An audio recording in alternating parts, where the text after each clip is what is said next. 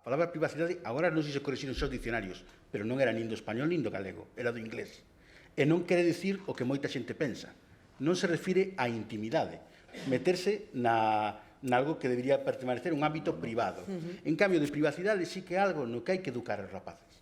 Porque o termo amplo de privacidade, no punto de vista anglosaxón, son os datos persoais de un que poden axudar a ter unha información sen collera directamente.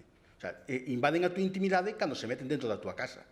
Pero se miran no teu lixo, saben as cousas que compras en Amazon, fan un rastreo da tua navegación de internet, poden sacar un perfil teu e iso é unha invasión da privacidade. Estánse metendo coa túa vida e poden saber cousas que ti non tes por que querer que se saiban, poden saber a túa ideoloxía política, a túa religión ou cousas desas, e por culpa diso poden non aceptarte nun traballo ou ter calquer outro tipo de repercusión. Ese tipo de cousas sí que é algo que hai que entender.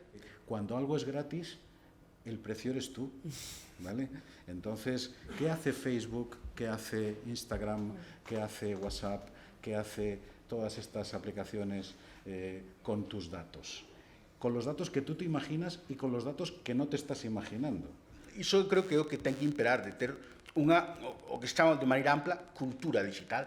Non me refiro ao de poñer gaitas na galega, senón a de saber como temos que empregar as cousas e entendelas como temos que tomalas como propias e reaccionar dunha maneira como mínimo un poquinho coherente.